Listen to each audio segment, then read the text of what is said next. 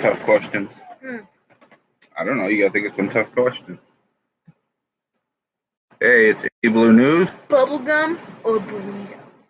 With my co-host, Bubblegum and Burritos. Is that you? No. Oh, with my co-host, the amazing Callie. And we're gonna, we got some breaking news tonight. Wait, what? It says somebody's commenting. Oh, there's two people. West LA No, but it says when Dad popped up, there were two people.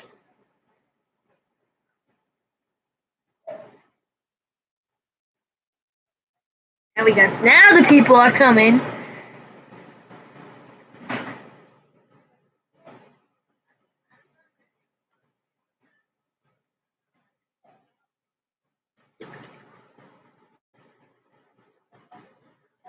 We got some breaking news we're gonna break tonight, right, Callie?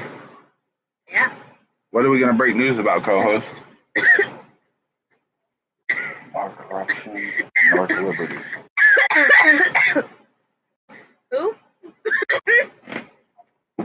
More corruption and North Liberty. More corruption in North Liberty. More corruption in North Liberty. We got a breaking news. We got a caller that's going to call in. We have a resident from North Liberty that's reached out to me that wants to talk live tonight. So we're going to do a little interview and Q&A.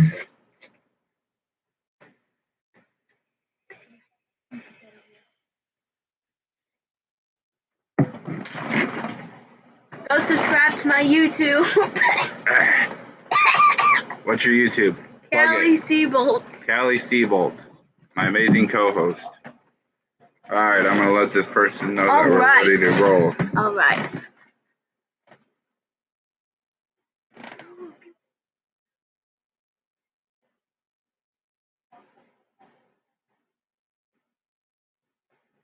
Hi. What kind of vape are you using? It's a smoke stick, and I'm using spearmint juice. Juicy juice. Not juicy juice. Juicy. Juicy.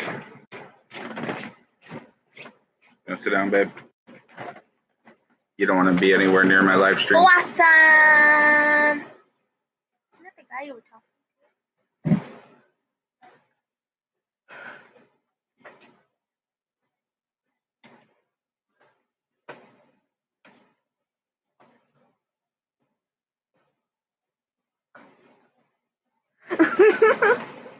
Star 69 is auto callback. 10 people. Yeah, give us some entertainment till we get people in here. And then once we get our caller, you got to do your line.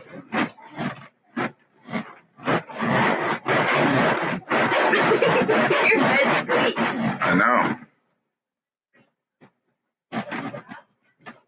All right, sit down. We got a call coming any minute.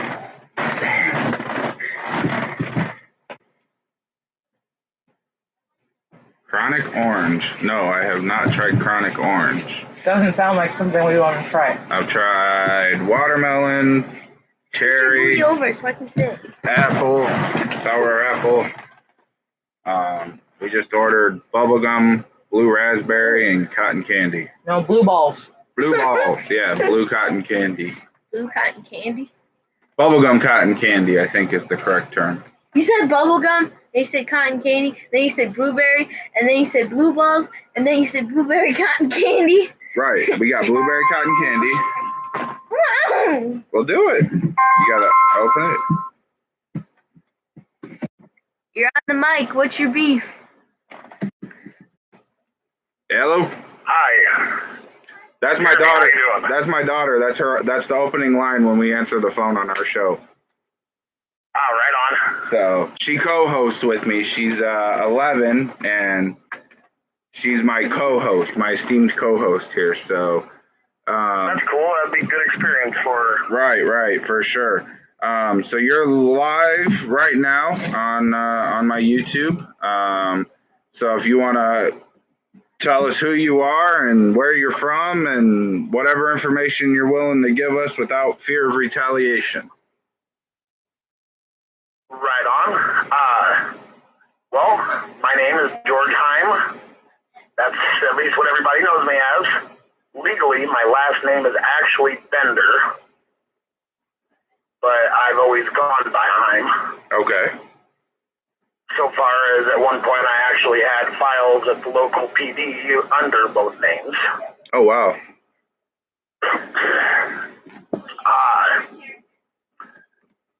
And I can tell you, I've dealt with shady situations from different officers in this town over a course of 18 or 19 years. And we are talking about North Liberty, correct? Yes, this is North Liberty, Indiana. I've been a lifelong resident, and my family has actually lived in this town since this town has existed. Okay. But the one I'm going to elaborate on is the most recent, and dealing with one of the current controversial officers. Unfortunately, I cannot remember the other officer's name for the life of me. But he was quiet through the entire thing, so basically it was just his presence here. Okay. But in mid-October of last year, after working a 14-hour day, I arrived home, and when I walked through my back door, I was greeted by a scene that included the quiet officer sitting over in the corner of my living room at my work desk. And it was obvious that he had already been searching. And there was a line of different cannabis paraphernalia objects lined up right on the desk. And when I saw that, of course, I was surprised. And at that moment, Officer Chief Jim Andrews jumped out from behind the door with a short barrel AR-15, stuck it right up to my face, and yelled out, "What are you doing?" My response was to hold up my arms and not like hands up, but as like, what do you know? And I said, "What am I doing? What the fuck are you doing?" And excuse my language. Oh, you're fine. But, and I said, "You're in my house while I'm not here with guns. You're already searching the place. And I bet you don't even have a warrant." And Chief Andrews' response to that was to push the gun closer to my face, but he never actually made contact. And he said, "Oh, we'll fix that real fast, motherfucker. Sit down over here." He motioned with the gun for me to sit down on the couch. And he slapped a consent search form, a waiver form, down on the coffee table in front of me. And he told me, "You're going to sign this, or things are going to get a lot worse for you." And when he said that, he kind of waved the gun around and then trained it back on my head.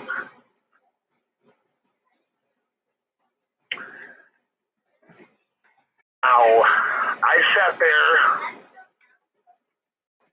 I didn't outright refuse to sign the slip at first, but I basically held things up for as long as I could, trying to figure out some way out of the situation. Understandably Now, so. after about 20 minutes, a friend of mine walked in the back door, and basically my friends all have an open door policy. You know, more or less, if you're knocking on the door at my house, I don't know you. Right. And when he walked in, the officers didn't notice him at first. He walked into the living room, saw what was going on, and he says, "Oh, shit." And when he said that, I yelled at him to get out of here, but it was then too late. Officer Andrews told the other guy to watch me, and he took my friend into the back room and interrogated him. And do you want to know what was said? He told me a synopsis of what was said to him. Yeah. Yeah, absolutely. We're covering the story, so I want the whole story. Okay, well, Andrews asked what he was doing there, and he told him that he'd come over to play video games with me, which was actually the plan. And he then asked Officer Andrews what his name was, and he didn't get a response at first. So he asked him again, and he says, and Officer Andrews finally responds, and he says, "I'm the chief of motherfucking police, motherfucker. What's it to you?" Well, I mean, as far as I know, aren't they obligated to identify themselves just as much as we are? Yeah, most police departments, and of course you have to do FOIA requests to get their policies. But pretty much every police department has a internal policy that they are obligated to ID to a citizen when making contact. I have dealt with some departments where making contact is the key there, where they say if you just walk up to an officer on the street and say, "Hey, what's your name and badge number?" they're under no obligation to give it to you. I've had other departments say that anytime you request it, they're supposed to give it, but most departments generally have a policy if an officer is making contact with you, they are supposed to identify themselves. Okay, then that's pretty much what I figured was supposed to be done. Well, after patting my buddy down, reading him the riot act, he let him go, which I did, I didn't personally see any of that part. And when he come back into the front room, he asked me, he says, "What the fuck is that, Heim? Do people normally just walk in here like that?" And I told him, yes. To my friends, my door's always open. That's understandable, because I'm like that with certain people too. I got buddies of mine that when I go out to their house, I just walk in the house and yell, or "Hey, I'm here," or whatever. So that's definitely not an unreasonable practice. I mean, my door's like that with select people as well. And then he asked me, he says, "What was he here for anyway?" I said, "Well, we planned on playing Call of Duty together tonight." He says, "So you're telling me somebody that has over 23 arrests on his record was here to play video games with you?" And I said, yes, he was. So then he tells me that, he moves back to the paper. He says, "I'm getting sick of standing around here wasting my time.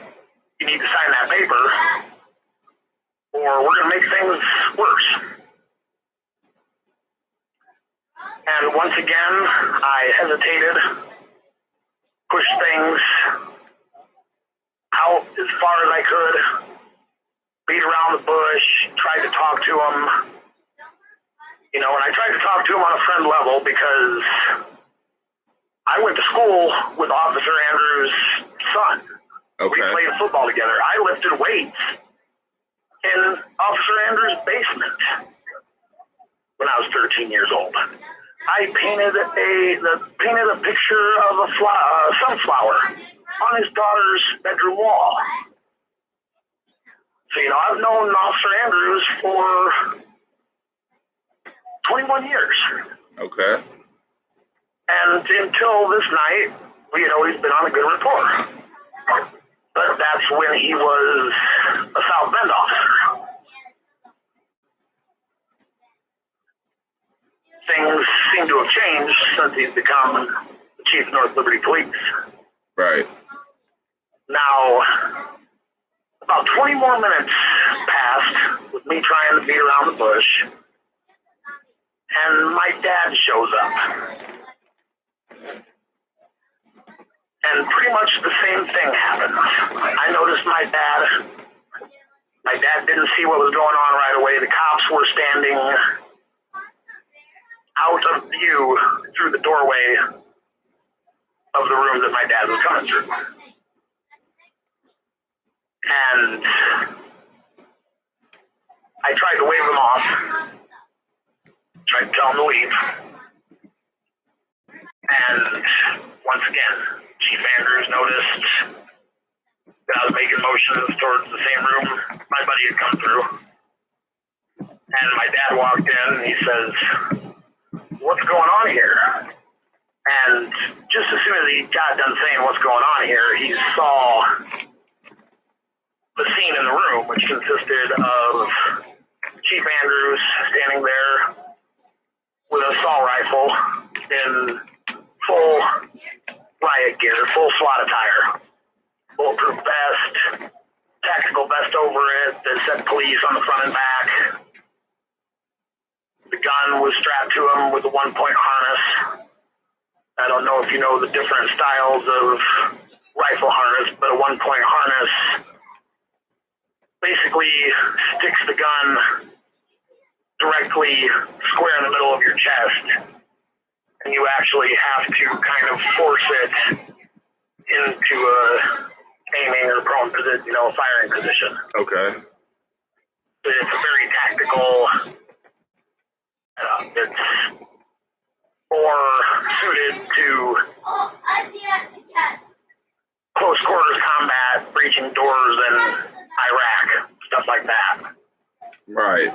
Okay. I gotcha. Not doing a welfare check, which was what I was told they came in here to do.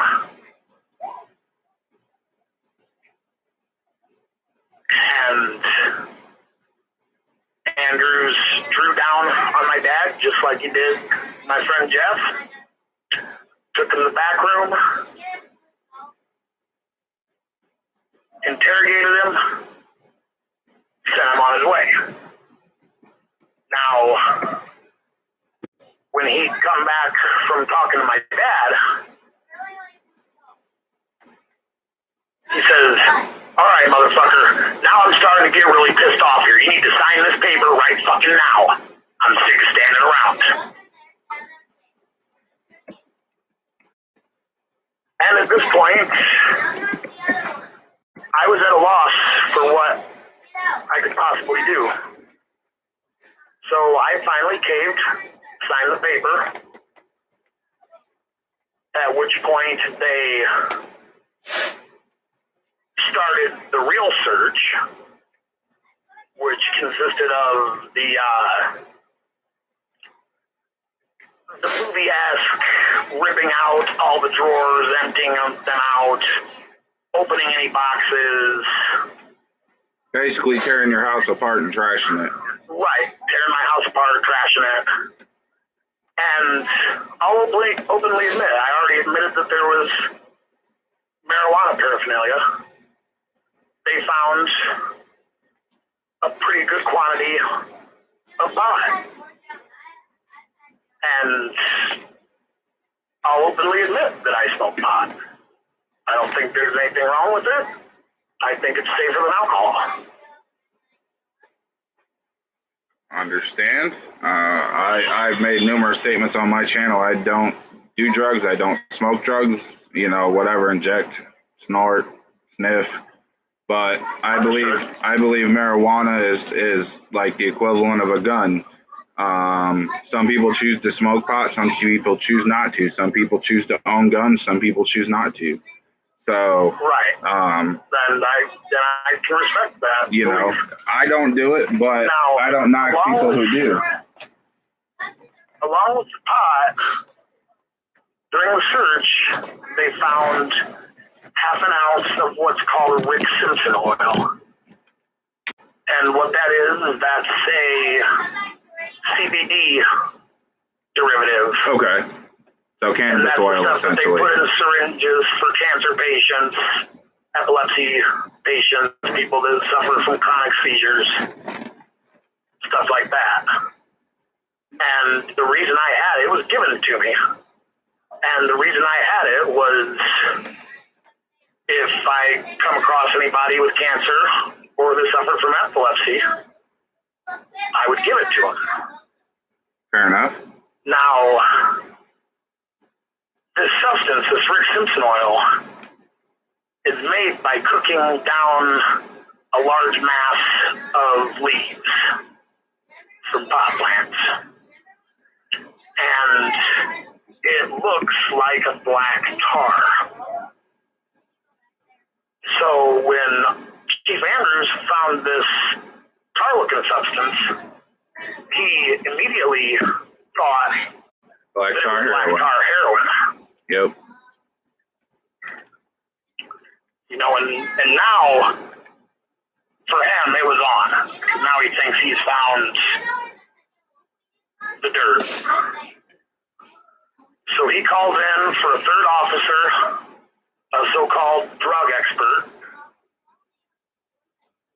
which ended up being an old friend of mine from high school. And then he calls for a Narcan kit to be brought in case the CBD oil somehow was able to absorb through his skin and cause him to overdose on heroin. And he proceeded to do 5 field tests in a row on the substance for heroin. And each time, the substance come up negative because it wasn't heroin. And then he proceeded to run 3 field tests for THC on the substance, which it then once again came up negative because it's a THC-free cannabis derivative. And after all these tests come up negative, he looks at me and he says,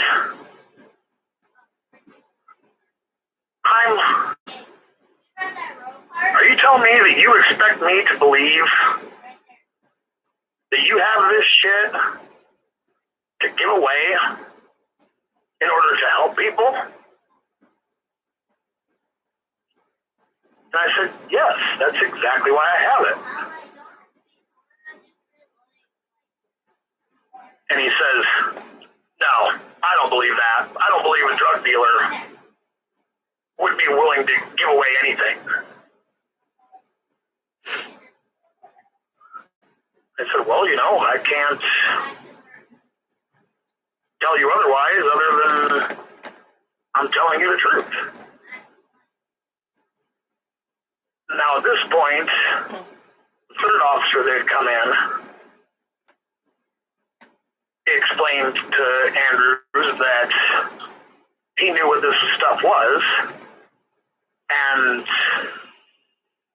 he brought up an eBay listing for 15 grams of it, and the 15 grams of it on eBay was like $23 and some change plus shipping. And he says, sir, he says, the stuff doesn't have any real value to it. He could be telling you the truth. And once again, Andrews reiterated that he refused to believe that a drug dealer would be willing to give anything away. You know, in the name of helping people.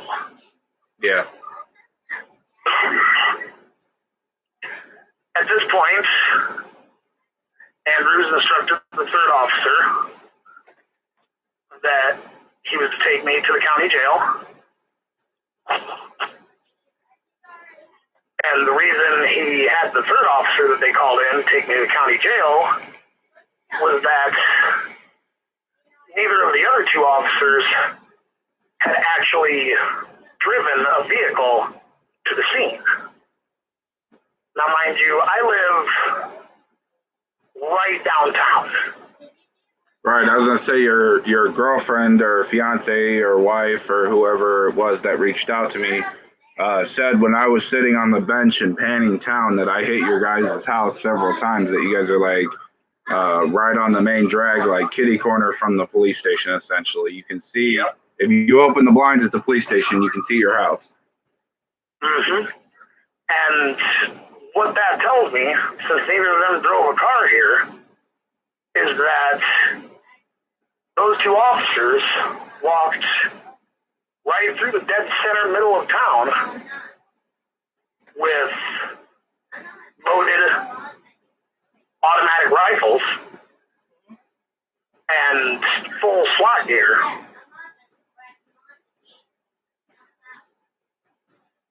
Now, they told me that they were here under the guise of a welfare check. Do you know and who they said it was a welfare supposedly check called? because when they arrived here, they claimed that my door was hanging wide open. Do you know who supposedly called the welfare check in? Yes, I do.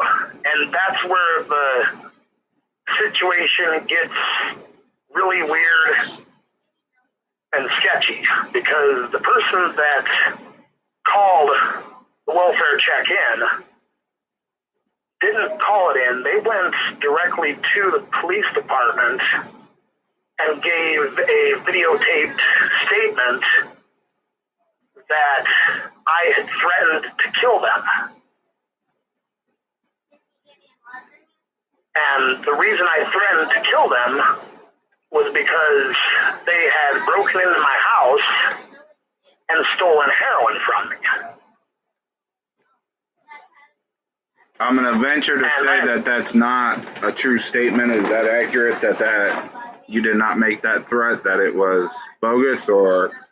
I did not make that threat. Okay, fair enough. I did confront the person. And the reason I confronted the person is because a week before, they actually had broken into my house. And what they did was steal a very unique blown glass bong from me. Okay. And I had put the word out to a few kids around town to look for a particular bong. And within 6 hours of telling a couple people about this, I had 3 people call me and tell me that the same person had it. So that same night, the cops showed up at my house. On my way home from work, I saw the kid walking down the street. And I pulled over in my work truck, which I was doing water softener salt deliveries at that point in time, so I was driving a big box truck. I pulled the truck over, got out. Now, he was across the street from me.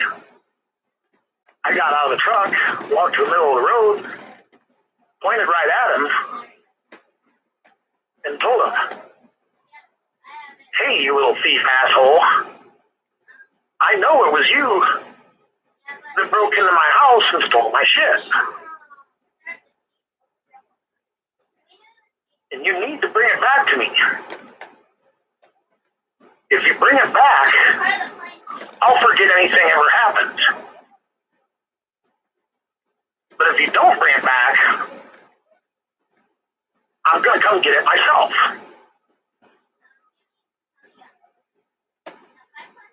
Sounds fair enough to me. I'm a pretty large individual. I'm 6'2", weigh about 280 pounds. I can be pretty intimidating. You're a small guy next to me. But I get I'll it. tell you, Because I get the same reaction at times. Like, people just look at me and they're like, "Oh shit," you know, because I'm like 6'5" and like 375. So people look at me and they're like, "Fuck." And then on top of that, I generally carry a gun with me. So people see me with a gun, they're like, "Shit," you know. When you're with me, people don't mess with me. You know. So I understand that perception happens. I've always kind of self-imposed a gun ban on myself because of all the trouble I've had with cops. And, you know, I've thought about it, and I'm pretty sure via state law, that night when I walked in, I would have been fully within my rights to open fire. Absolutely. I would assume so. Especially because, you know, especially if you would have opened fire, they couldn't have produced if, you know, if we give you the benefit of the doubt and say that this happened, which I don't have any reason to believe it wouldn't be, because, I mean, you sought me out. It's not like I came to town looking for people with stories. Like, you guys reached out to me to tell your story. I would venture to say that, yeah, if you would have shot somebody, to me, if they didn't have, you know, documentation to be in your house, I would say would be in the right. I mean, I'm not a lawyer. I'm not a legal expert by any means. But I also know that, one, being that they both had assault rifles worn in a tactical manner, even if I managed to get a shot off, chances are I would have been gunned down by one or both of them. right. And if by happenstance I managed to be the one out of the three that walked out alive from a gunfight that night, the legal nightmare that would have ensued from that would have been Right. long-lasting and probably pretty bad. Right. I mean, I have that same policy at my house. I'll tell you what, dude, if I come home and somebody's in my house, I will shoot first, ask questions second. There's just, you know, certain things that you don't mess with in life. And, you know, where my family's at, my wife, my kids, is one of those things. I will, if you walk through my door and you are not invited, I will pop a round in your ass and ask questions later. Now, I was taken to jail that night, and I think I arrived there at something like 1:45 a.m. I was booked. I sat in the holding tank for a little over 20 hours before I was actually processed into a pod. And then I spent another 26 or 28 hours in the pod. Now, the entire 46 hours I was at the county jail, nobody knew anything about the charges I was being held on. None of the guards could tell me a single thing. I repeatedly called my dad and my lawyer. Neither one of them had been able to find out anything. And at 46 hours, I was released on my own recognizance and notified at the front desk that I was being charged with a Class B misdemeanor possession of marijuana. Now, when I was arrested, I was charged with felony possession with intent to distribute because there was 136 grams of marijuana found, 16.2 grams of Rick Simpson oil, 5.5 grams of hash oil, and then a whole cadre of different smoking devices. Okay. Now, this is just theory, but the amounts that were there definitely called for felony charges. I would agree. But I think the prosecutor saw that the circumstances surrounding the search and the arrest were so sketchy that they weren't willing to push any farther than misdemeanor possession. Now the court case, before the court case. When I was released from the jail, my first afternoon home, I was approached by several local business owners, and all of these local business owners told me that Chief Andrews went into each one of their businesses and in different manners let it be known that he busted me for dealing heroin. Mind you, this is after 5 negative test results on the field test. Right. The local auto shop down the street. The one on the corner right there on 23? Yep, Gene Okay. Sunoco. Yep. They told the owner there, told me that when Andrews walked into their shop, he jumped up in the air, pumped his fist, whooped, and said, "I got Haim. I'm the one that did it. No one else could get him, but I got him for possession of heroin."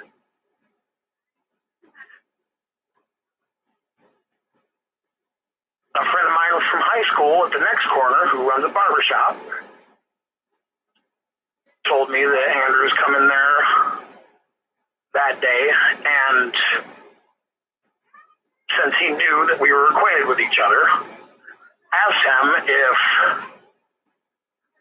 he ever suspected that I was messing with stuff as hard as heroin. And Blake told him that no, he knew me personally, and he knew that the only, air quotes, drug that I messed with was cannabis.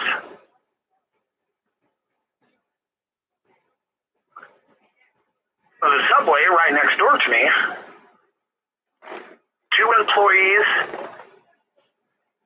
3 customers, and the manager all told me that another local officer who wasn't even involved in the arrest sat there for lunch with 3 county officers and talked and told the story loud enough for everyone to hear about the guy next door getting busted the night before for heroin. And then when they were done with their lunch, he proceeded to walk them around my building and they all took turns peeking in my windows. Mind you, this went on while I was in jail. Right.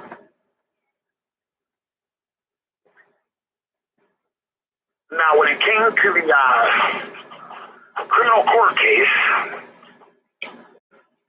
my lawyer had it continued out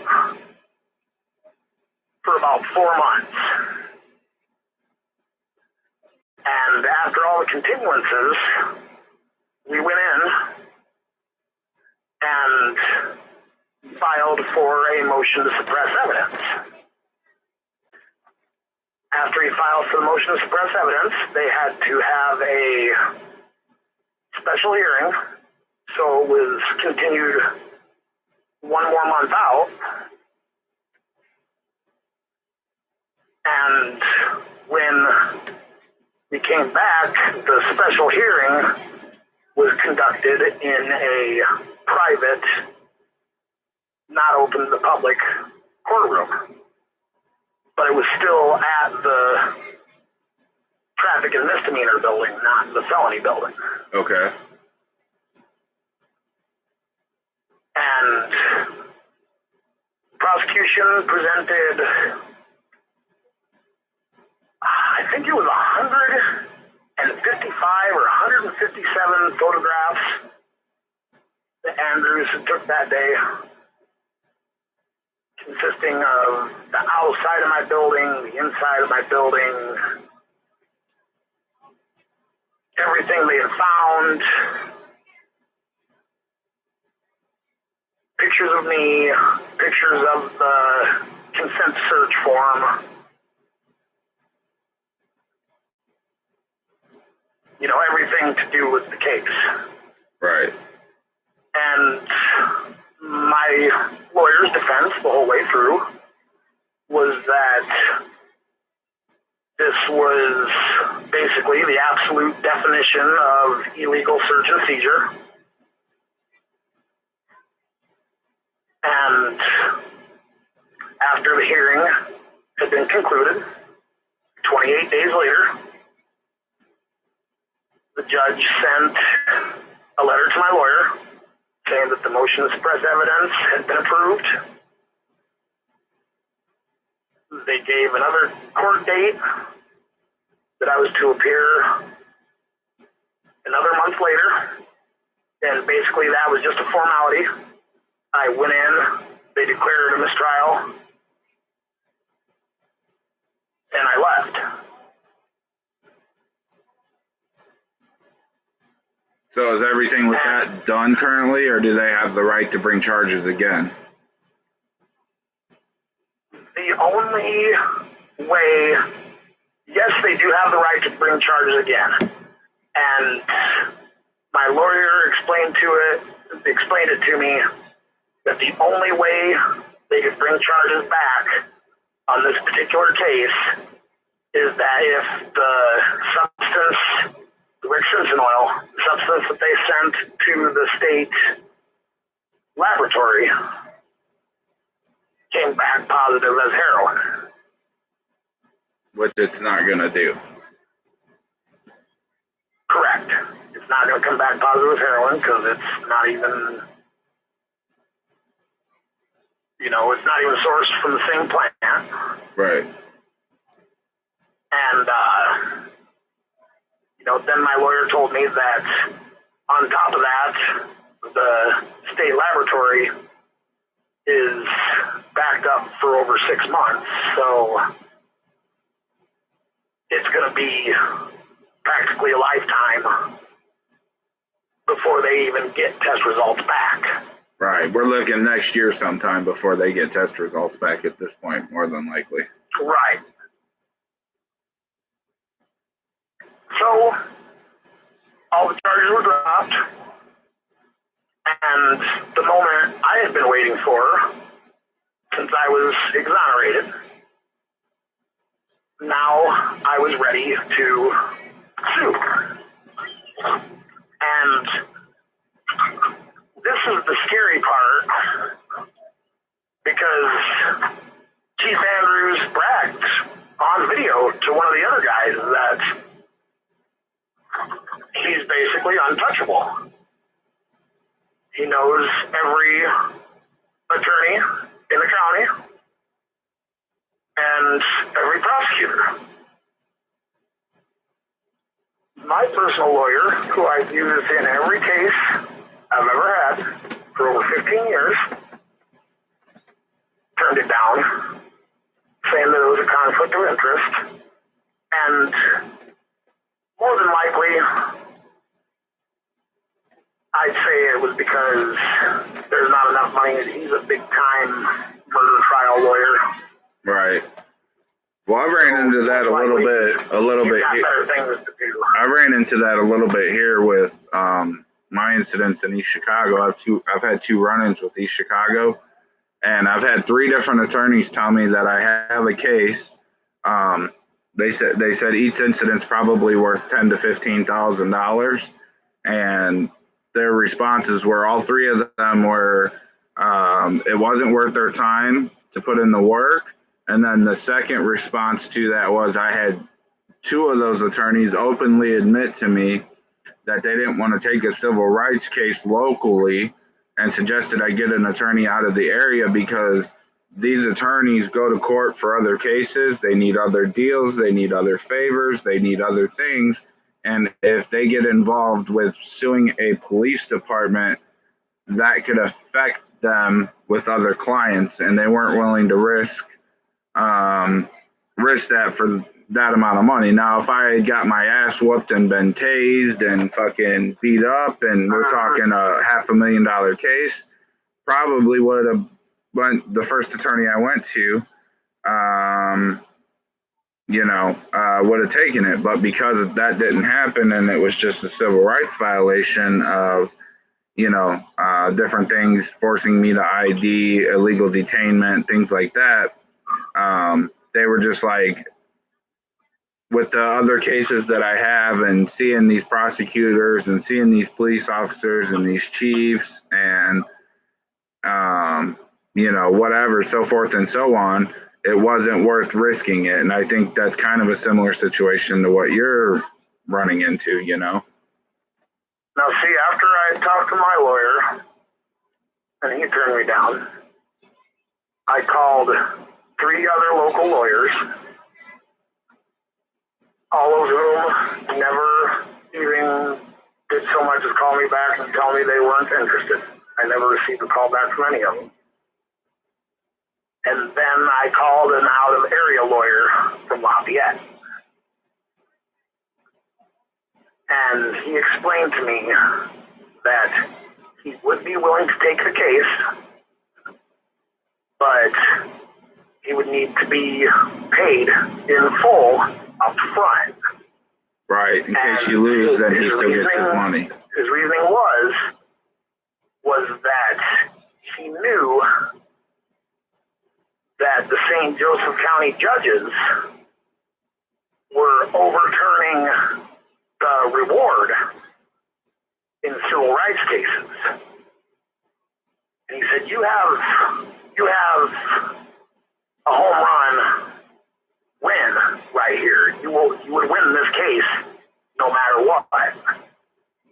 He says, what the judges in that county are doing right now is accepting the jury's decision and then overturning the damages and awarding the plaintiffs with $1.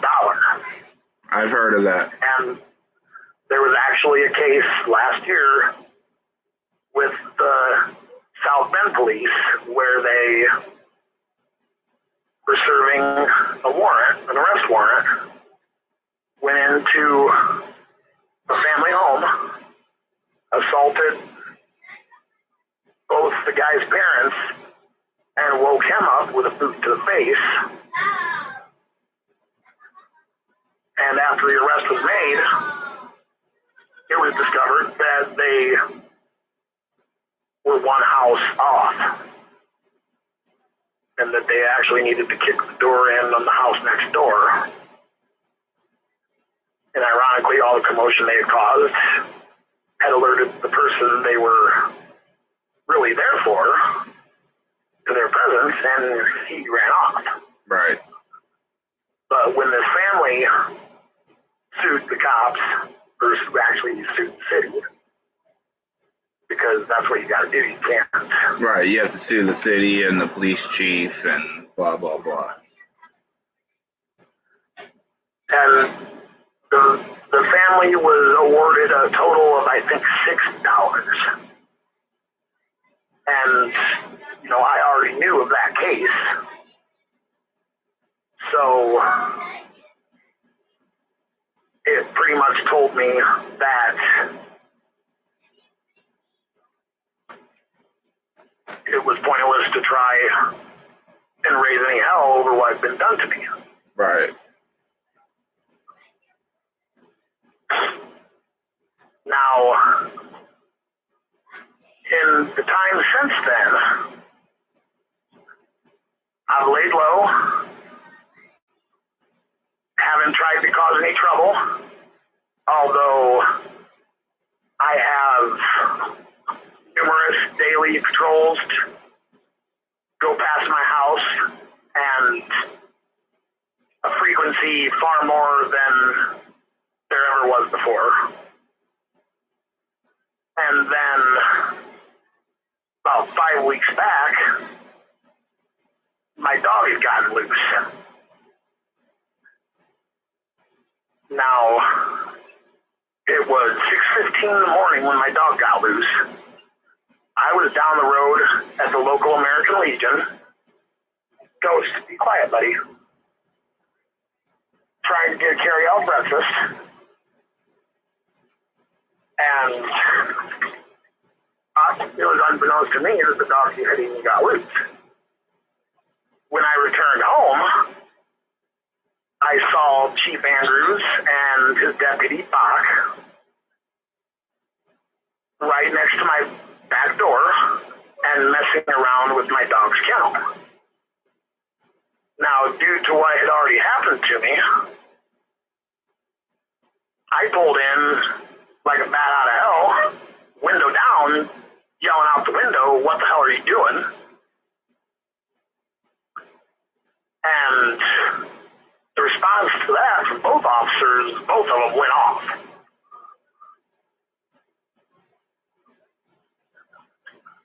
And then I said, "Well, what's going on here, guys?" And they explained to me that my dog had gotten loose, and they're doing something to try and help me because they had corralled my dog and got him into his kennel. And I told him, well, I'm sorry for coming in all hot like that then. I couldn't tell what was going on. And since they'd already taken my dog back to the kennel, the three of us proceeded kind of out towards the police car, at which point Chief Andrews started to grill me about how my dog had gotten out in the first place. And I told him I had no idea.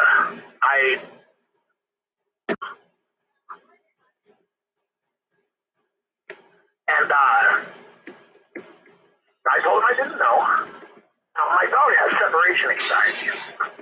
So when him being in the kennel, seeing me walking away, he started to freak out. He shot underneath a piece of chain link that he had previously bent the safety wire off of. And I told the cops, I said, well, that's probably how he got out the last time. Now, Chief Andrews, at that point, left, and Deputy Bach proceeded to help me chase my dog down, which my dog ran 4 blocks away to the elementary school and all the way to the very back of the elementary school's property. And Officer Bach drove his squad car clear the hell out there, where I parked in the parking lot and walked.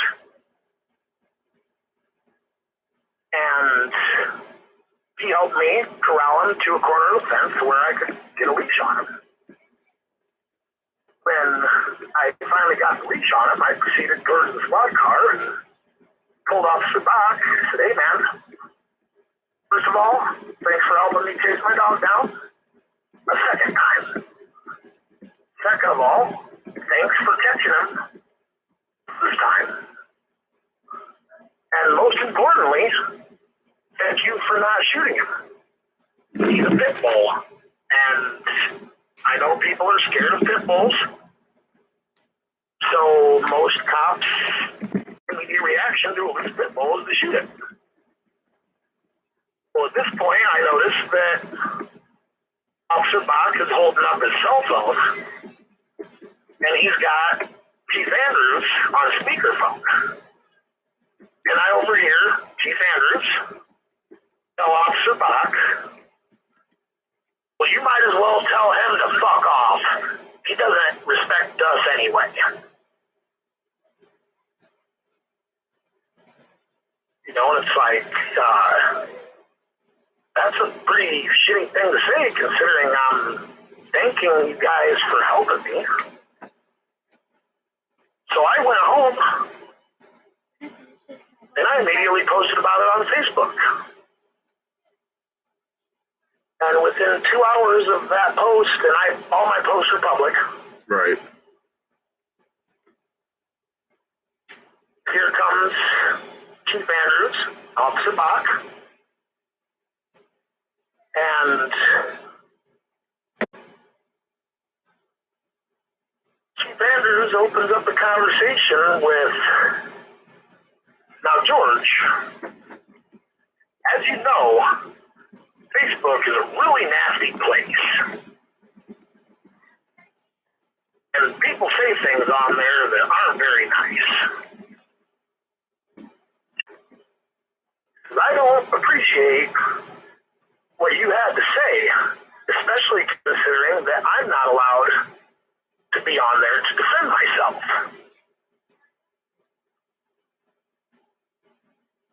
And then he says, George, you should know that we've been being nice to you for the last couple months. Which in actuality is probably more along the lines of they gave me a wide berth because they didn't know whether or not there was going to be a lawsuit. Right. He says, we don't have to continue being nice to you. Now, that's not exactly a threat, but that's a backhanded way of saying that due to your Facebook post, you're going to have some trouble from us.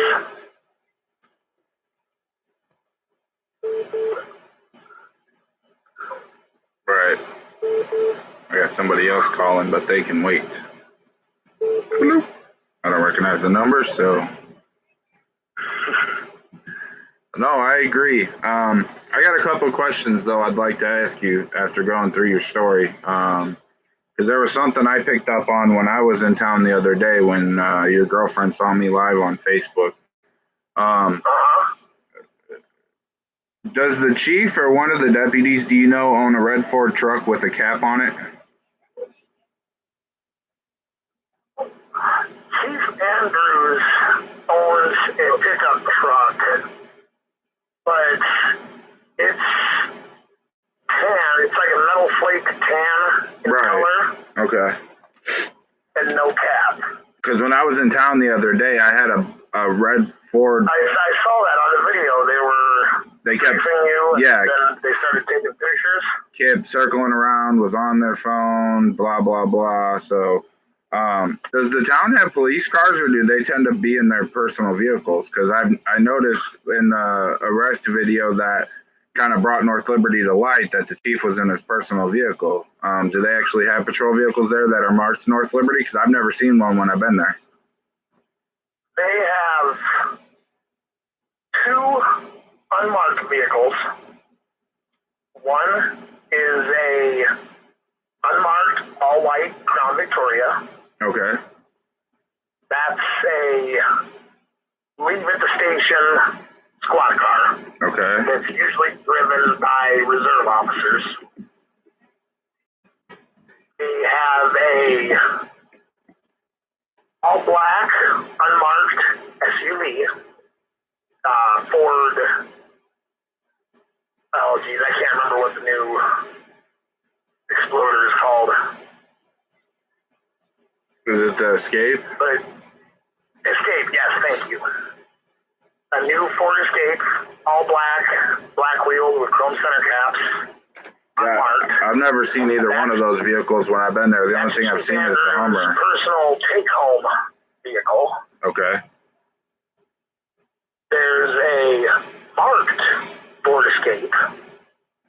That is Officer Sean Stewart's take-home vehicle. There is a marked Ford Crown Victoria. Yeah, somebody just commented in chat. There's a white marked car. That's a squad car that's normally driven by paid police employees. Okay. Officer Bach is usually the one that's in that car. I just had somebody post some interesting stuff on him. Number one, he's made some racist comments on his Facebook page that I've seen and screenshotted. But two, I guess he's going through a divorce right now and has a no contact order with his wife over a domestic dispute.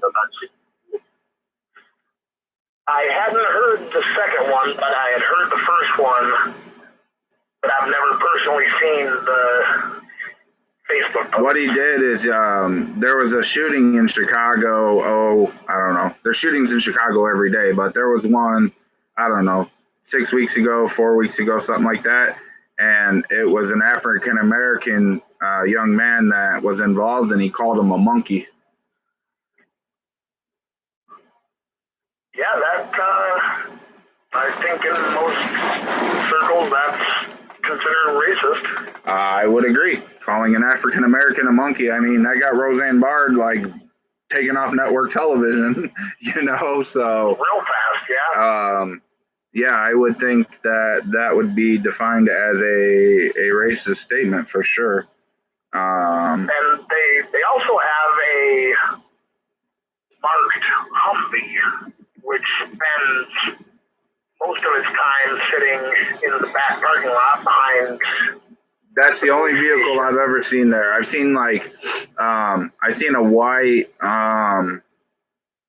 I want to say it was a Taurus. It might have been a Crown Vic or something. It looked like a city inspector's vehicle, maybe, or like public works vehicle type. I saw one of those. I've seen the Humvee, and then everything else I've seen there has been personal plates or personal vehicles. I have never ever. I've been to North Liberty twice in the last 3 weeks. I have not seen a cop car there yet. Now, when you're in that alleyway, and of course there's two alleyways. Right. Back there. Right. There's one that goes right into the parking lot and one behind it. The one that's directly behind the buildings, there's a big double garage door. Right. That's where they keep the two squad cars that stay at the station. And unless they are getting ready to pull in or getting ready to leave, that door typically stays shut. Right. And just like you've shown on your videos, that the front door's open, but it just leads into that little locked lobby area. Right. When I was there the last time, somebody. Rarely anybody there. Right. When I was there last time, I was sitting on that bench and somebody knocked on that side door and was let in. There was a young man that knocked on the door, had some paperwork, and he was let in. But I've never seen anybody, when I've walked into the lobby, I've never seen anybody there. I've never seen anybody. Now, if you're standing directly in front of the building, facing the building, just to the left of that lobby area, there's a small single doorway. Yeah, that's the door that somebody went in. That's the door I was talking about. The kid knocked on the door and was let in. That door there leads directly into the chief's office. So Andrews was probably sitting in that office when I was sitting out front of the building. Chances are, if he wasn't, the office area there is for the most part open. There's 2 or 3 desks when you go in there. And what that area used to be is that's the old town hall. That's where everybody used to go to the town meetings, pay their water bills, stuff like that. Right. And they moved, since the town meetings were starting to get overpacked for that building, they moved that down to the community center and then converted that whole area into part of the police station. Okay. Yeah, I know when I came to town the first time, it was the day after that Nomenesio got arrested, and they actually closed up the town hall. Because I went to the town hall to get a FOIA request, and swine repellent had went in there earlier that day, and they called the cops on them. And I was in there like 2 hours later, and there was a sign up that said it was a Friday. It said closed till Monday. Like they shut down the town the day after the arrest because, you know, they were getting flooded with phone calls. They were getting bombarded, you know, with emails, things of that nature. You know, and I commented on both of those guys' videos to see if they wanted to put my story on, and really I'm glad, considering what's happened following their situations, that neither one of them tried contacting me, because they kind of, well, from my point of view, the swine repellent guy kind of made them both look like jackasses. That's a statement that is shared by a lot of people. I mean, I think even the Nomenesio, or however you say that, I think he even thinks that the swine repellent guy really messed up the whole situation. Well, that's a touchy subject, and Nomenesio's starting to sue me on this, but here's my theory and the theory of a lot of other people. And every time I say it, Nomenesio threatens to sue me for slander, but I have video or audio recordings of swine admitting that Nomen knew about the call, that they were going to call the police ahead of time. Here's my theory on how this happened. Because if you listen to the voice recording, which I don't think it's been made public, it may have been, but there's absolutely no background noise in this recording. And Swine's car is like a 2000 Malibu hoopty piece of crap that's loud as shit. And Nomen doesn't have a license. So they were in Swine's car. So if there's no background noise, that leads me to believe they were probably sitting in the car and the car was shut off. So my theory is that they made the call before they got out of the car. They walked around town. They got popped. I don't know if they were there 5 minutes. I don't know if they were there 5 hours. But they got popped. As soon as it became public that call was staged, there was a shit ton of backlash at swine repellent. So Nomenesio goes online and says, "Oh, he's a piece of shit. I didn't know about the call. Blah blah blah." Because it got him support. He wanted the support and the backing of the movement. So then it came out that that they were in cahoots, which is the story I broke the other night when they were hanging out with each other at Nomenesio's house. When I went live at Nomenesio's house and Swine was there. So Swine's lost like 100 and something subscribers. Nomenesio's lost over 1,000. Wow. That is some pretty major backlash.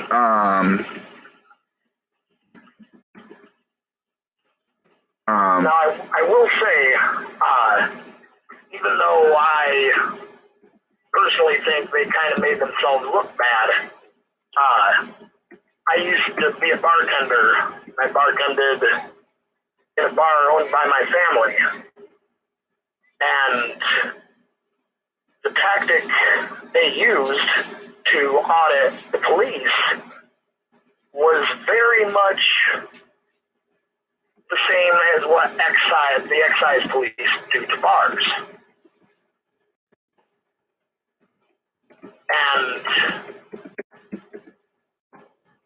you know, even though they made themselves look bad, I don't disagree totally with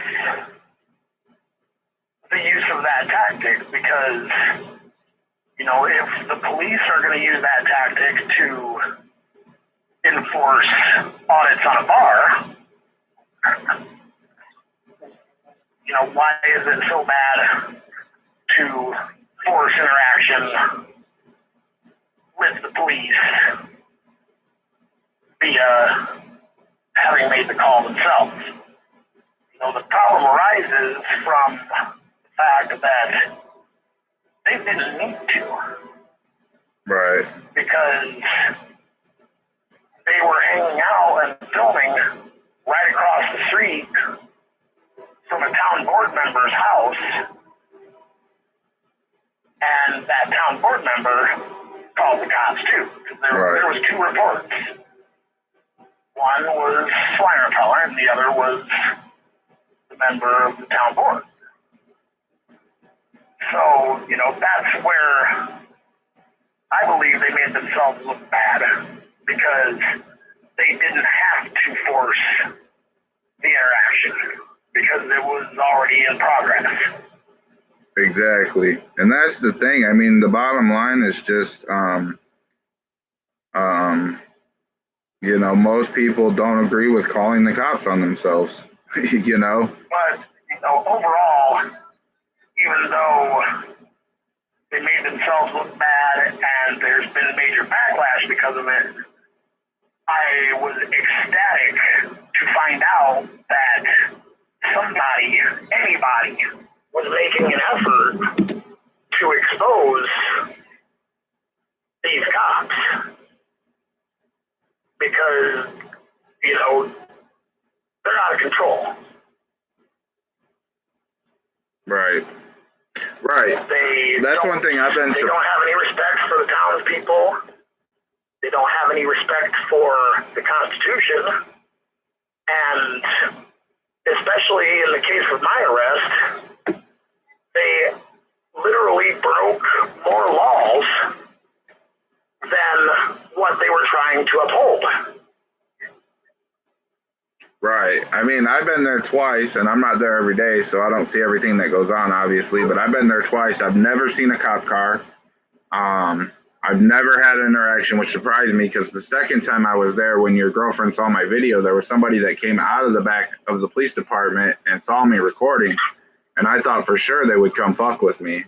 But I've never had any interaction there, so I don't know if it's just a case of they learned their lesson with the camera, with all the negative backlash they're getting, or if I need to come at night, if I need to carry a gun when I'm there. Like, I don't know. I don't know why, like, why you're having interaction, why these other guys are having interaction, and why I'm not. I don't know what the difference is. Like, you know. I'm not real sure. I would guess that if you were open carrying, that would probably get a very extreme reaction very quickly. Right. There's a gentleman, middle-aged gentleman. He's a Harley rider. He can be seen coming through North Liberty here once in a great while, but most of the time he hangs out around Walkerton, and he rides his bike around shirtless, wearing a leather vest with an AK-47 on his back. Nice. And everywhere I've been, if he's there pumping gas, anything like that, there are just masses of people basically panicking, thinking that this bearded Harley rider with an AK-47 is going to come in the gas station and shoot the place up. I mean, he uses his debit card to pay his pump. He doesn't even interact with anybody when he's at the places. And everybody's running around, jibber-jabbering about what might happen and what they should do. It's like, hey guys, he has every right to be rolling around with that AK-47 on his back. Look at him. The magazine's not even in. From somebody. I need to have the magazine well. I have to give him $10 in order to get max points. Right. No, I mean, I believe in the right to carry a handgun just as well as an AK-47 or a shotgun down the street. I mean, you have the right to carry whatever you want to carry. Right. You know, and I've been with friends in the car who's been pulled over by local officers, and he's licensed for concealed carry. And anytime he gets pulled over, right along with his license and registration, on the very top, he hands his concealed carry permit to him. And when they see that, even though he's calmly handing it to him and notifying him that he's armed, in every instance, the cop has jumped back 5 or 6 feet, immediately drawn his weapon, and started screaming for us to exit the vehicle. And, you know, once again, like, hey, he's only notifying you that he has a gun and has no intent of doing anything, and you're immediately escalating the situation.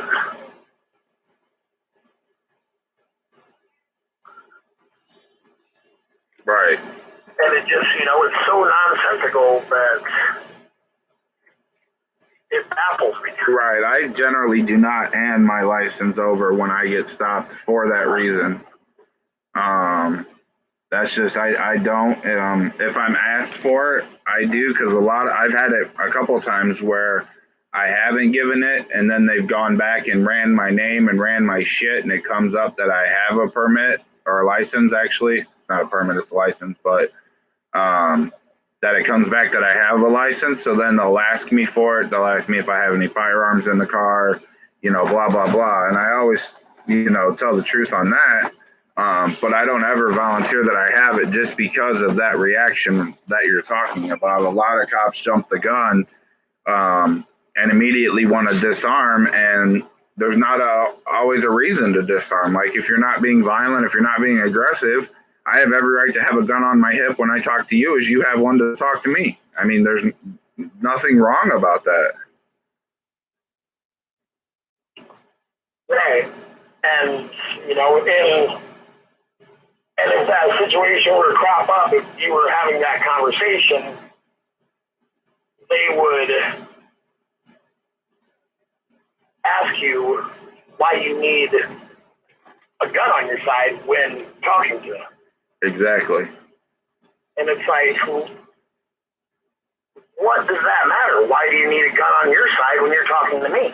Right. I mean, that's like realistically the bottom line is doesn't matter why I choose a gun. Like, why do you choose to drive a black car? Why do you choose to have a green couch? Why do you choose to have your walls painted pink? Like, none of that matters. The only person that matters is if it's relevant to me. You know, if it's relevant to me, then, you know, that's all that matters.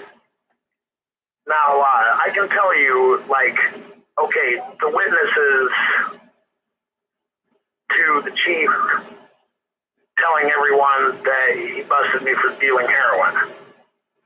When I thought I was going to be able to come through with a lawsuit, since I was friends with all of them, or I should say am friends, I haven't befriended any of them over the whole thing.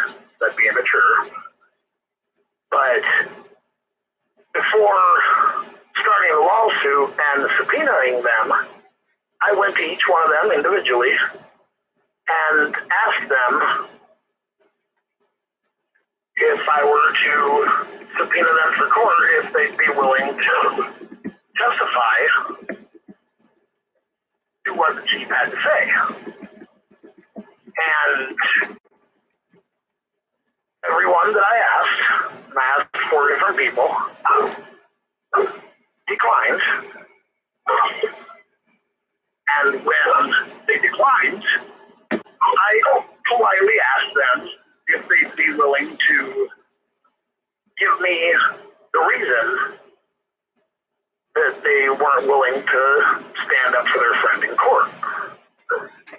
And all 4 of them stated that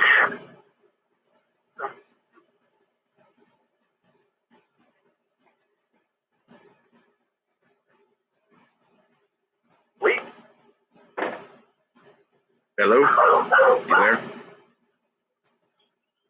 So, I mean,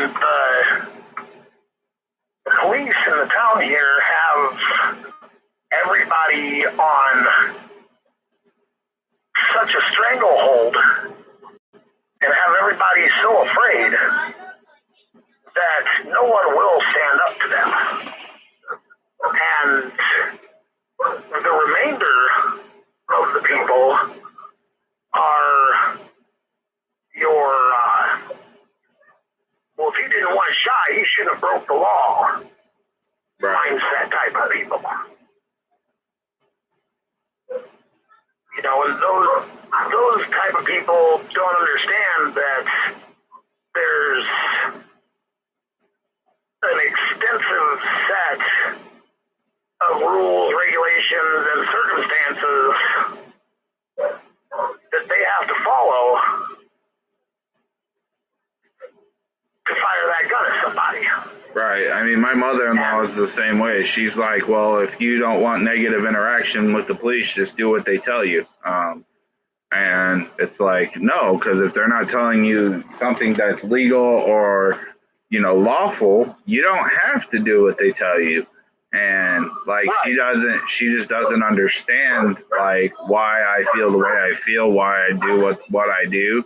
You know, she's just like, oh, it's dumb and it's stupid. You know, my mom don't agree with what I do. My wife doesn't really agree with what I do. But, you know, it is what it is. Like, I just have a belief and, you know, I support that. And I fully support and appreciate that belief, man. For sure. All right, man. I will be back in touch with you because I am not done in North Liberty by any means. They're going to react to me at some point, and we'll see what happens. Not that I'm. I would prefer that I show up every time and they leave me alone, but I venture to say that that's probably not going to happen. At some point, they're going to get pissed off and be like, this motherfucker's coming to our town too much, you know? Right. The town police here are very prone to stopping strange faces. If they see, you know, if they see people that aren't familiar, they will stop them and ask them for ID. There was a recent instance where a person carrying a Kroger's bag was stopped and searched, and the reason given was that the Kroger's bag was suspicious because there's no Kroger's around here. Right.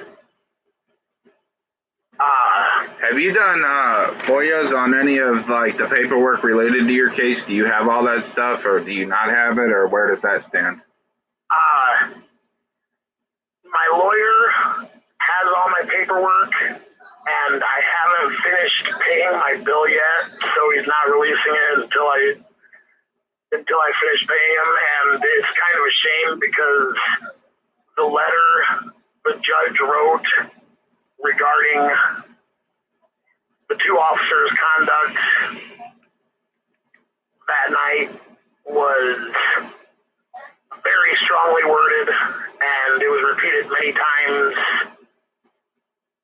The comment, gross violation of civil rights and constitutional rights. And I'd like to frame that particular letter. Right, to be honest with you, but that letter is the most damning piece of information for my whole story. Right. If you get a judge to side with you, that's a pretty big statement, considering that most judges tend to side with the prosecutor. Oh, after the motion to suppress hearing, me, my father, and my lawyer happened to run into the deputy prosecutor that had been in court with us. And it was kind of funny to hear the deputy prosecutor tell my lawyer, he says, "Man, you really kicked my ass in there." And, personally, I thought the whole way through that hearing, like, wow, this deputy, he's a young guy. This deputy prosecutor is good. He might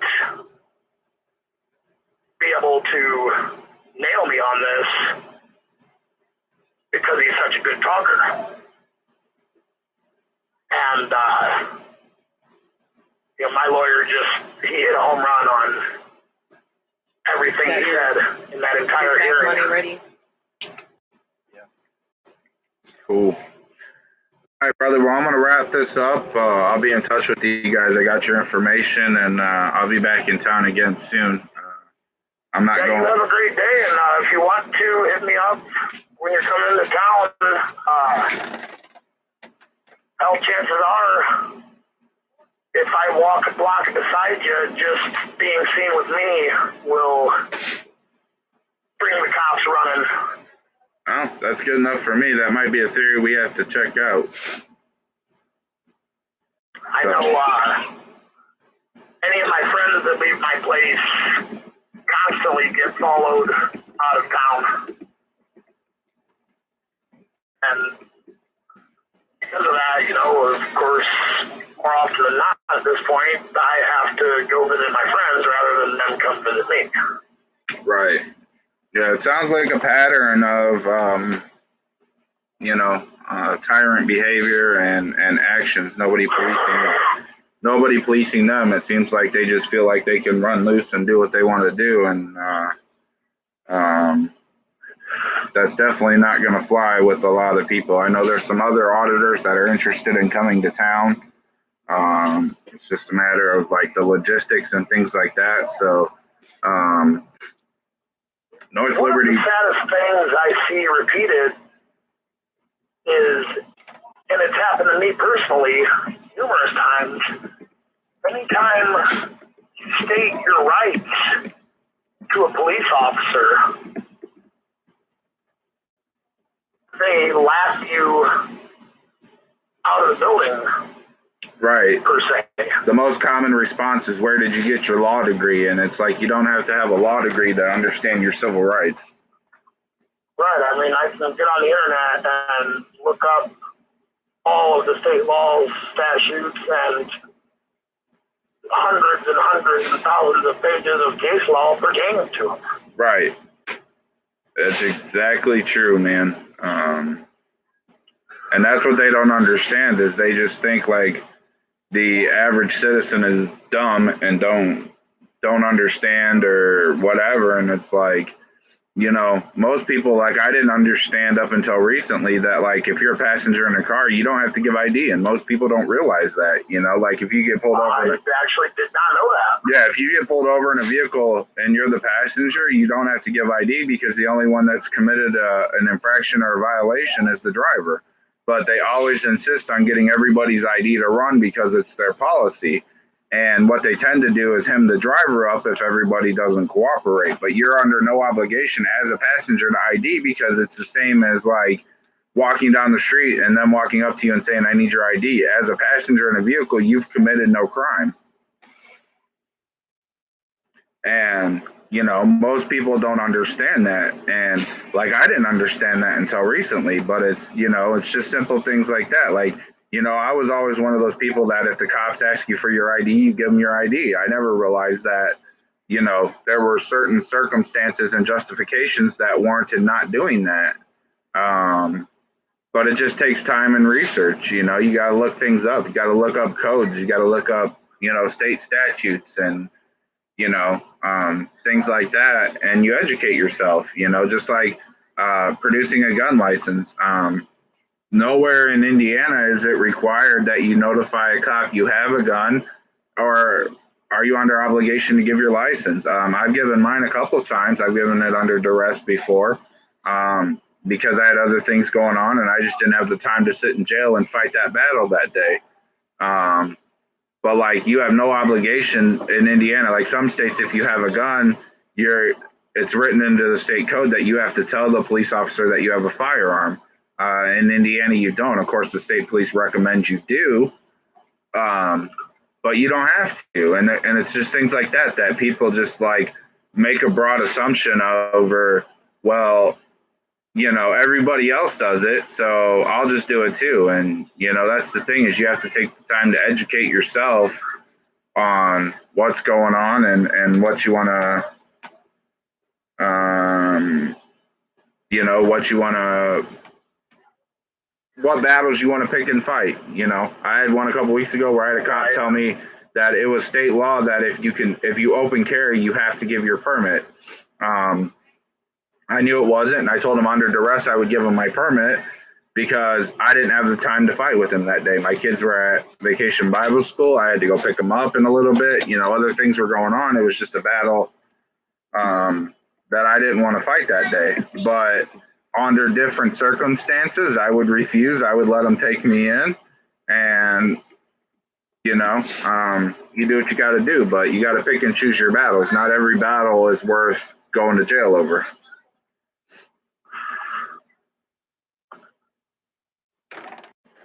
So, all right, man, I'm gonna wrap it up with you. I will be in touch, and I'll be to town again soon. I go to South Bend every day for work. So if I don't work in the morning because I have two jobs, on the days I go to North Liberty, I just leave a little bit early and swing through town, and then I just run straight up 23, into South Bend. So it's not, it's not horribly out of my way. It's more time than anything. It's like 20, 25 miles out of my way to do it. But, I do what I got to do. So. Well, I look forward to catching you when you're in town here. I got 18, almost 19 years of other crazy stories dating all the way back to when I was 14, 15 years old. And I can put you in contact with other locals that are friends of mine that have had similarly crazy things happen to them. One of my best friends, actually, my friend Jeff, that showed up the night the cops were here, he was hauled out into the country by 12 various local and county officers and had the shit beat out of him in a cornfield. Jesus Christ. And luckily enough for him, the cops picked the cornfield across the street from his dad's house. His dad's a county cop. He got the whole thing on videotape. And he was actually able to get something like 23 separate arrests and charges gotten rid of with that videotape. But unfortunately, they made him sign a waiver form that made it so he could never pull a suit on him for that particular instance. Right. Cool. All right, man. Yeah, there's a bunch of stories I can tell you, man. I look forward to seeing you, and you have a great night. Awesome. Thanks for your time, and thanks for sharing your story with us. No problem. Take it easy. All right. Anybody else want to call in real quick? I had one call pop up while I was on with him. So if they want to call back, they're more than welcome to.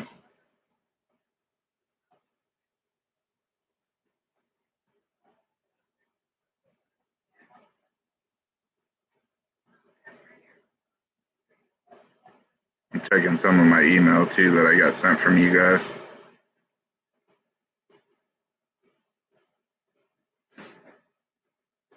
See, and that's an example of why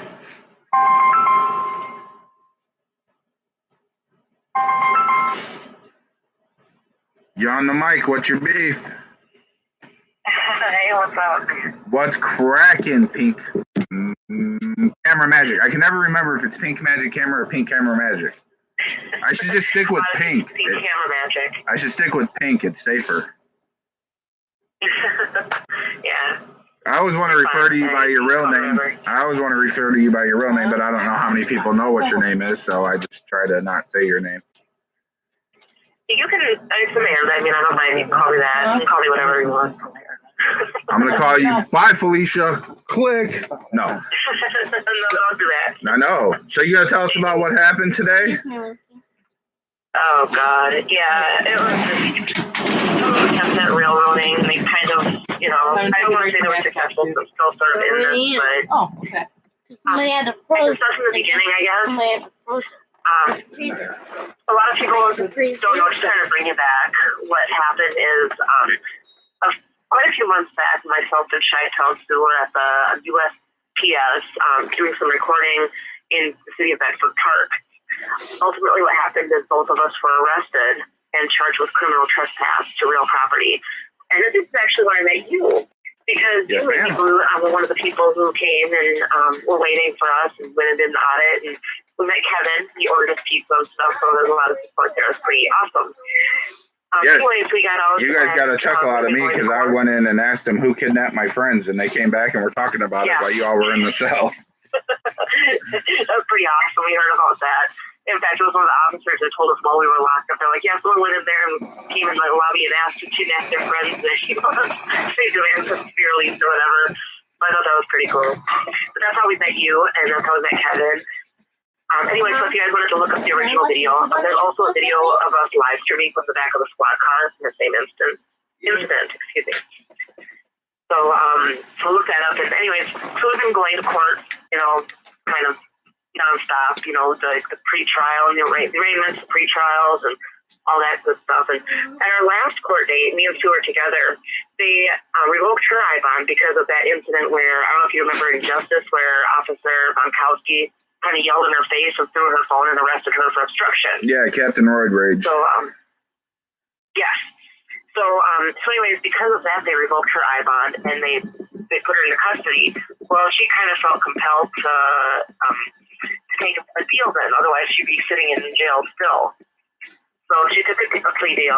She ended up having to do some kind of, I think it's called SWAT, it's like a work release kind of a thing. Really stupid, but she was kind of forced to do that. Excuse me. Anyways, so I'm still going on, and today was my trial. Well, they were under the assumption that I wanted a bench trial, which is not the case, because right now I currently have a civil rights case against Cook County and a judge in that same court. I don't know if you remember my video where I was recording outside, and then the officer came out and took my camera, arrested me, and deleted all my footage. Yeah, that was at Broadview, wasn't it? Or Bridgeview? Bridgeview, yes, which Yeah. is the same courthouse we were at today, where we've been. So, so right now I currently have a civil rights lawsuit against Cook County and that judge and a number of officers. So I have that going on right now. And this judge thought for some reason that I wanted to have a bench trial. No way. You know, I'm not going to let a judge decide from that county and that courthouse decide my fate. You know, I'm on a jury of my peers. So he seemed pretty upset about that and thought that I had like all my witnesses and everyone and they were all ready to go to trial and everything right then and there. So what ultimately happened is they called me back and the prosecutor decided to revoke my I bond because I went to Leon Valley. Was that a condition of your? Was that a condition of your bond that you couldn't travel or no? I didn't think so, but I was looking for my bond slip and I can't find it, so I'm going to try to get a copy of that. But I always thought that your bond was good up until you go to court, not throughout the entire process. You know, because I made it to court and all that good stuff. So, anyways, I didn't really think much of it. So, my lawyer is not very helpful at all. And so anyways, so they revoked my I bond and then they were going to take me in custody, but they talked about it, I guess, and they decided to put me on house arrest until my trial because I wanted a jury trial. So I could have pled right then and there to their deal, but I want a jury trial, so I get to be on house arrest for 2 months. What did they offer you as far as a deal? Are you able to discuss that? No, I can discuss it. The last offer that I had, I believe I can discuss it. I don't know. Oh, excuse me. I'm sorry. If not, you'll find out when you go back to court and they charge you with something else, right? Yeah, pretty much. But it was like, I think 2 weeks of swap that were released and like a year probation, something like that. Right. But in my opinion, I feel like, you know, I'm doing this for a reason and I want to go through the process and I'm not going to just take their deal because we need to see how this works. And, you know, as a jury of my peers that are going to be there in October, and I want to see, all it takes is just one to like understand, see what I'm doing and have a little sympathy. Whereas I don't really have faith that that's going to happen in the Cook County court system with a bench trial. Right. Everything I've ever had on bench trial, whether, you know, parking tickets, whatever, I've always been found guilty, no matter what evidence I've presented, no matter what I've done. You know, I've always been guilty. On that actually for Cook County. And for last year, I believe there was, the number I think was like, I want to say 73 bench trials maybe. And guess how many convictions? I mean, guess how many acquittals? I would say less than 10. Like if I had to guess, I would say less than 10. One. Yeah. See? One. Yeah. Hell no. And my lawyers, I think she presented this paper to me like basically waiving a jury trial. Like, here you go. I think we have a great chance with this judge. I'm like, are you kidding me? This is the same attorney I have who said that she's tried calling me, but my number was disconnected. And she had the correct number on her paperwork. I was gonna say your number popped up as the number I have saved in my caller or my contacts for you. So I double checked. Yeah, and I double checked, and she has my correct phone number. She's just, I don't have a lot of faith in her, but now I have to come to the realization that I'm gonna have her convince a jury. My innocence, and I'm a little nervous about that. Because this prosecutor is like on it. Does she seem to like understand it, or does she seem to be like? No. Hey, you were wrong, and you should take a deal. One of the first times I met her, I asked her about challenging jurisdiction because of the fact that the alleged crime happened on federal property that's actually in the jurisdiction of federal courts. So I asked her to challenge that, and she looked at me and said, it happened in Illinois. That would give me a lot of faith right there. Right. She didn't want to hear nothing I said. So, yeah. So I was able to get a lawyer for my civil case, and now I'm just kind of stuck with her. No. But whatever. Hopefully, I'm just hoping and praying that, like, one juror will be sympathetic and be like, this is ridiculous. I mean, this is the First Amendment. The reality is if anybody looks at it logically, like, and your lawyer is halfway competent,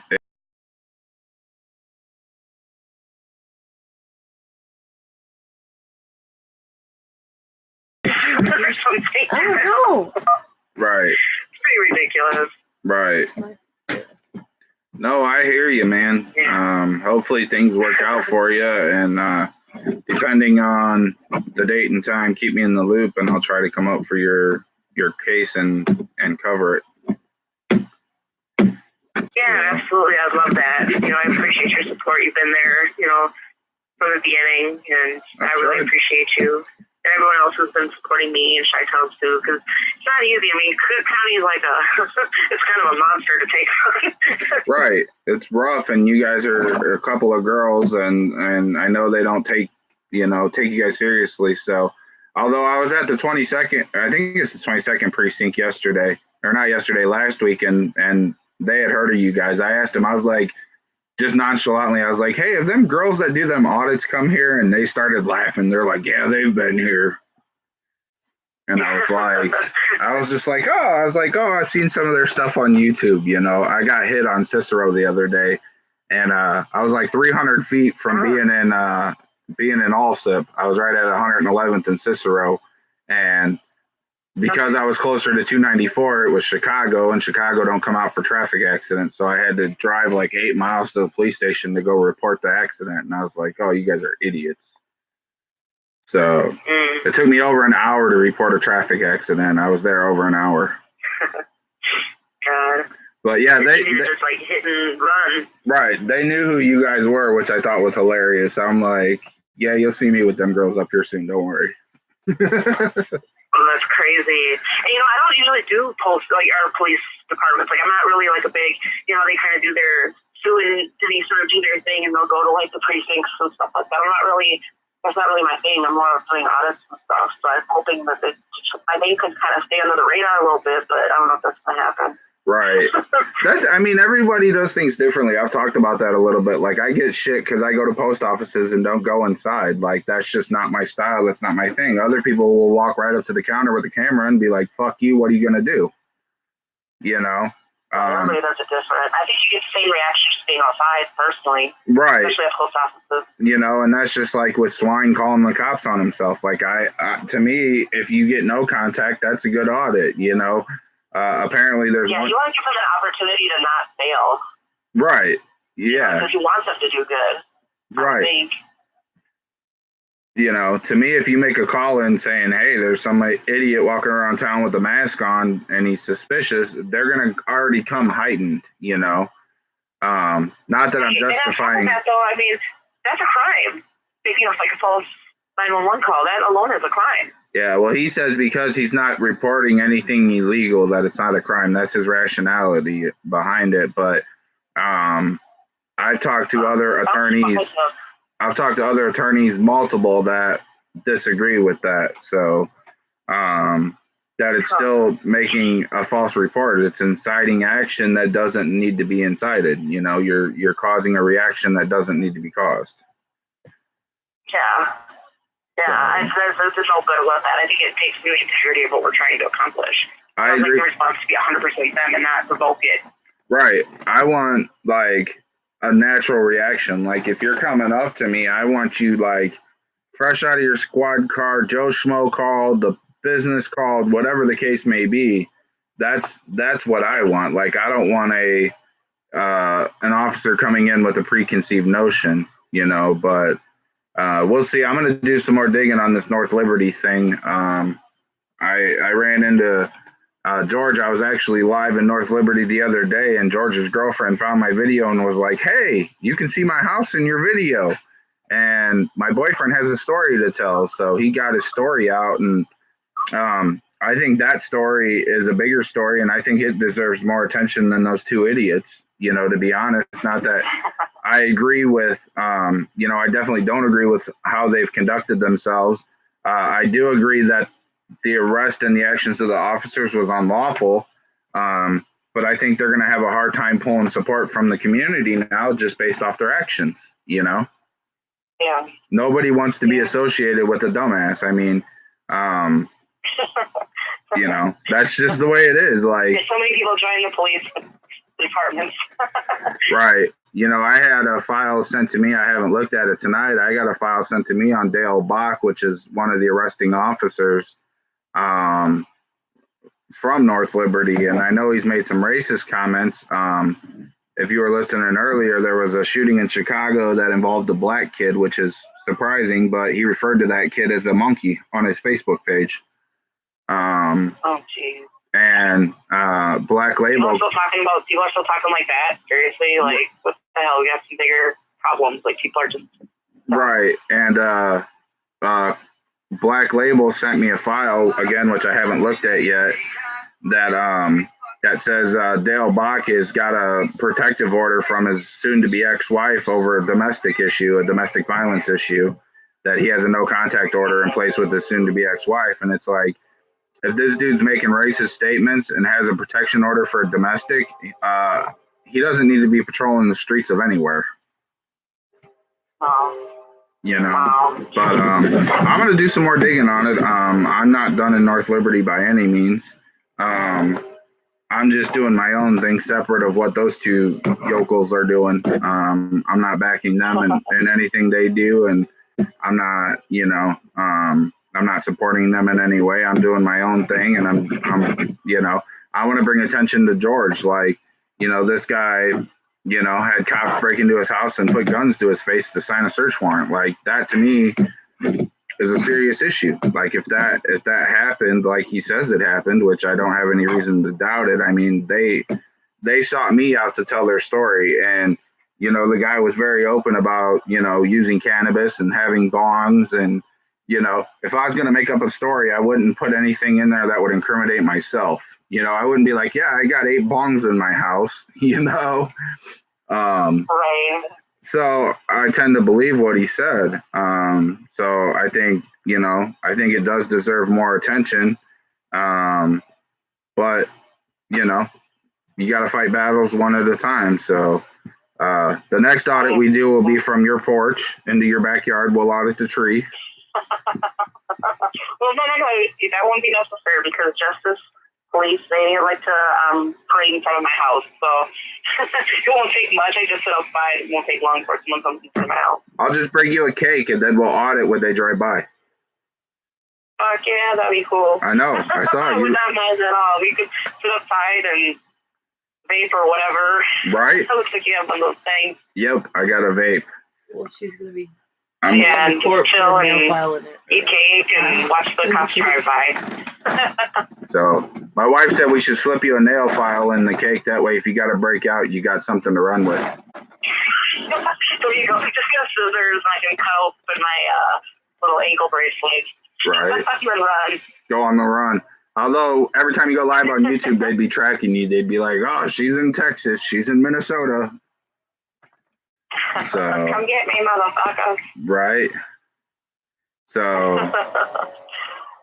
but yeah, we'll see. So I'm working on some other stuff too that relates to swine that I'm not going to talk about. But he went live in the strip club. Is that your wife in the background? Yeah, that's my wife. Oh, I'm sorry. That's my wife right there. Hello. But Swine went live in a strip club the other night, and has openly admitted to that on multiple videos, which people have downloaded. So, yeah, and there's I don't keep up with him too much, so I guess I heard that from Sue actually. You're not missing much. He goes on. His last live stream, he was sitting at No Manessio's house with tape over his nipples.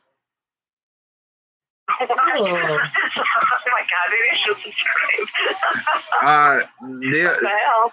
The only reason people watch it, like legitimately, if you talk to any reputable auditor, they'll tell you that they just watch it because it's such a shit show that you can't help but to tune in. Like, it's so stupid. Oh, wow. You gotta watch it. Like I wouldn't go to my buddy's house and be like, "Hey, let me slap some duct tape on my boobs and sit on YouTube live." Like, that doesn't sound like fun to me.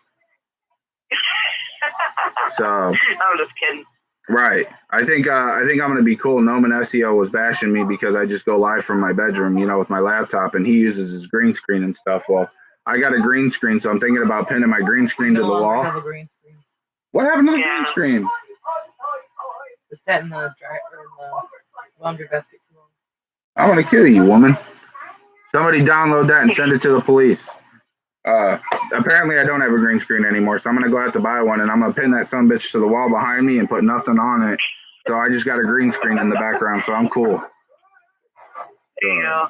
Yeah, my wife let my green screen sit too long. Apparently, it got wadded up in the laundry basket and was wrinkly, and she threw it away. So I'll have to go spend $3. I'll have to spend $3 and buy me another one. And I got some fancy headsets that I'm gonna put on and connect to nothing, so that way I can be cool like no. You're gonna look important. I know. I want to be cool like No Manesio. So now you're gonna be a better auditor, cop puncher. I can even hook up a projector. I got a projector too, man. So like, you know, Fancy. I might put Scooby-Doo on the, maybe I'll put Scooby-Doo on the green screen or something, and we'll watch Scooby-Doo while we have an audit or something, so I could be cool too. Cool. So, all right, well, I'm gonna jump off with I'll you. call the cops on you. Yeah. So we can get some action. Be like, hey, he's watching Scooby-Doo on YouTube. That's a violation of something. He's got a bunch of green in his house. Right. He's got a bunch of green in his house. There you go. Call the cops and tell them I got a shit ton of green in my house. So, and be like, it's in the blue bedroom with all the pants on the armoire. So they know exactly where to come. I thought those were fatigues of some sort. No, that's just pants. So I got way too many clothes, and I got a small bedroom. So we have like an armoire, a dresser, and a closet. And my closet is about yay big legitimately. So I got to throw all my pants and shit up there because I don't have the space to put clothes away with the bedroom I'm in. I'm in the smallest bedroom in the house. So, but that's what happens when you have kids, you know? So, all right. Well, thanks for calling in. I appreciate it. And I'll be in touch with you soon, young lady. Sounds good. Thank you very much. All right. Take care. Bye. Next. We're going on 2 hours of live streaming, Seabolt. We're going on to the casino. If you want to go to the casino, I'll end the live stream. All right. We're going to go gamble in increments of 100. How many 100s are you playing? Cents? No, dollars. How about quarters? Not even. Not even quarters. 100 dimes. Okay, 100 dimes. All right, guys. I laid down there. Oh, you're good. All we can see is your hand and your phone. All right. We're going to end this. Nobody else is calling. Going once. Going twice. Sold. Sold. That was a productive show.